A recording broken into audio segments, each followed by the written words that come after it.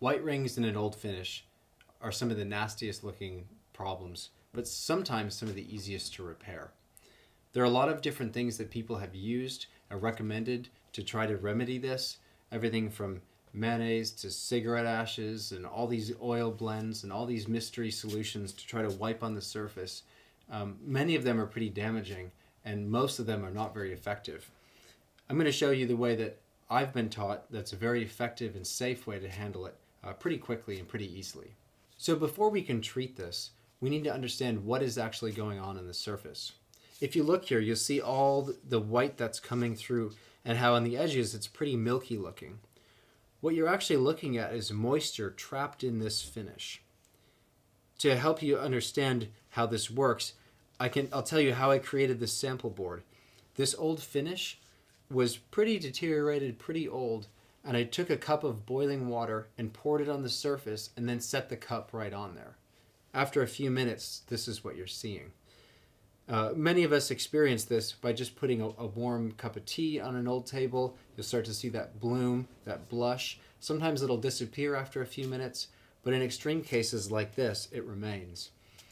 So to understand how to remove the moisture that's trapped in the finish, we need to understand a little bit about the makeup of these finishes.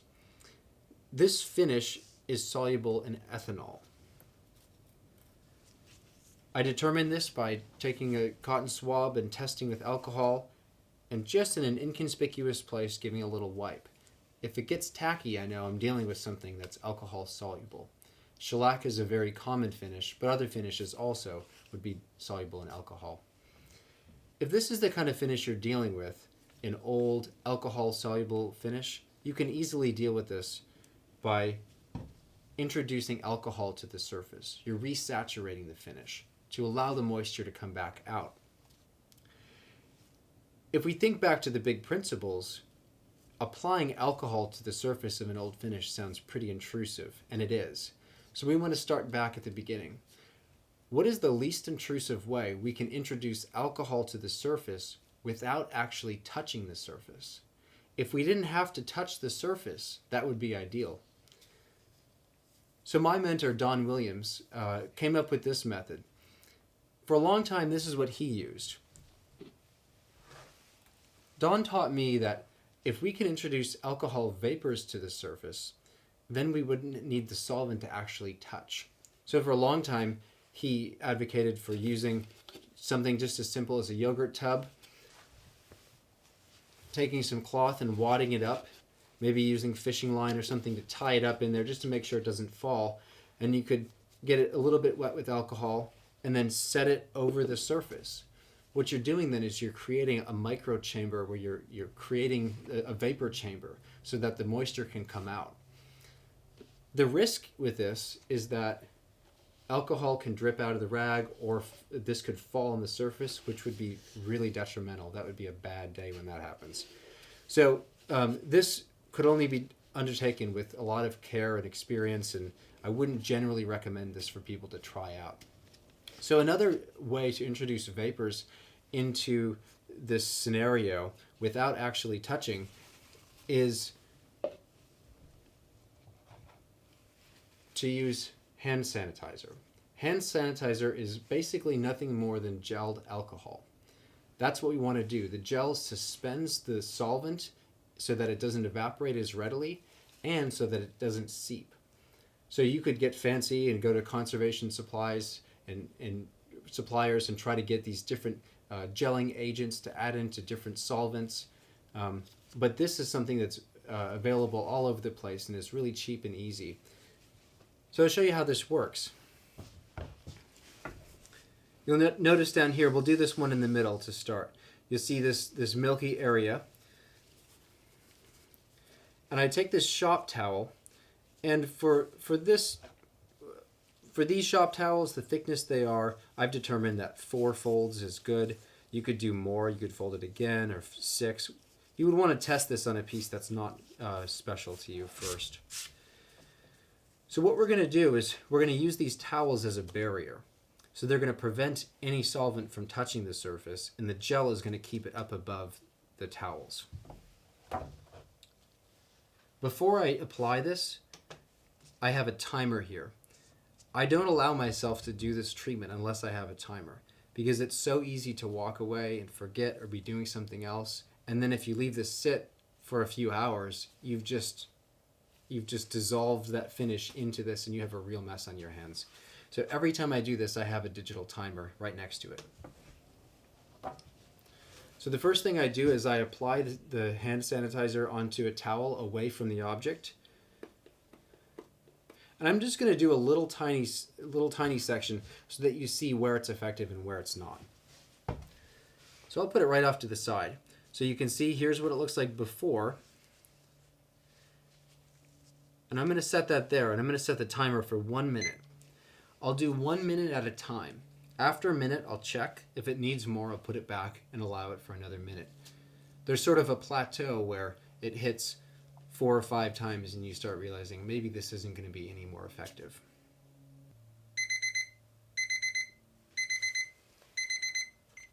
Okay, so that was our first minute. Let's see what happened. You see that right in the center? So this is the area I had the alcohol. It wet the finish, it redissolved the finish just ever so slightly. It's not sticky right now. It's totally dry, but it was just enough to allow the moisture to come back out, and then when I pulled it back off, it was totally fine. So when I do treatments like this, I would just make a puddle bigger than the area. If you work it too long, you can possibly change a little bit of gloss. So anytime you're doing anything like this, it may be a little bit glossier, and in that case you would have to deal with the surface with steel wool and wax, and I'll show you that when we go to the next level. Okay, so that worked pretty good, and I'm pretty happy with that. I think we'd be able to deal with that ring at least with that method. That's great.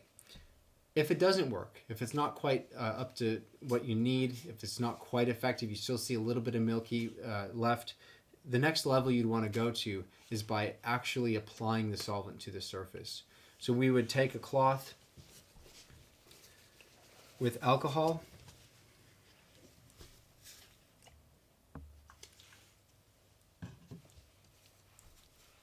and ever so slightly, I touch this on the back of my glove, and I kind of want it to be wet, maybe a little less than like a dog's nose, so a little bit drier than that, not much at all. We really don't want to apply a lot of wet liquid. We're just trying to introduce it ever so slightly.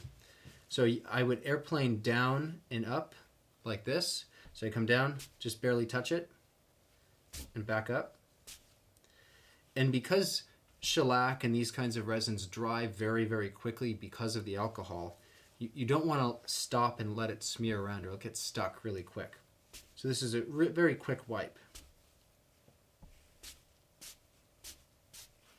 And you can see how it's introducing gloss back in. It's almost as if you applied this finish for brand new. So this, if that's the case and you wanted it to look back like this, a real matte finish, you would have to rub it out with steel wool and wax. So you can see that was very effective as well. Sometimes in extreme cases, in my experience, I've seen you can apply that solvent right to the surface and it looks like it may work a little bit, but as soon as it evaporates, it's still subtly under the surface. In that case, I have found sometimes applying fresh shellac to the surface will it'll hold that, it'll lock that in. For whatever reason, it holds it really well. This would be the most intrusive way to work besides actually stripping the piece, because you're adding material to the piece. So if you can do it without even touching it, that's great. If you can touch it with solvent, that's a little more intrusive, and then actually adding finish should be the next level. And if that doesn't work, you're looking at potentially refinishing it.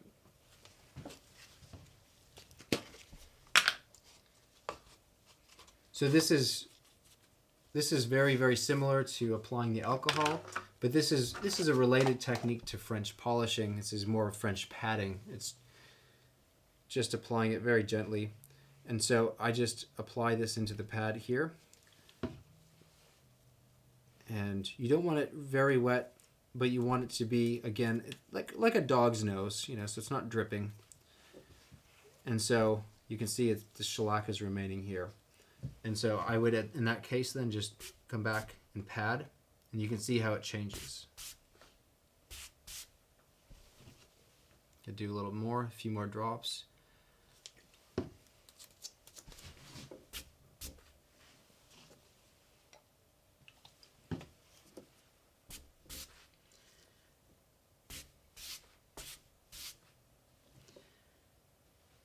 So that works pretty well.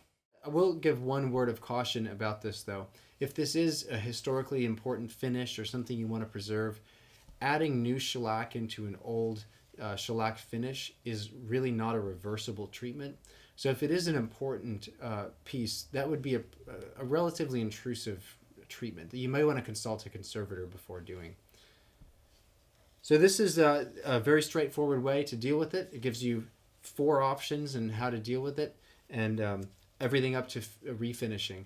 But I always recommend starting with the least intrusive and easiest first.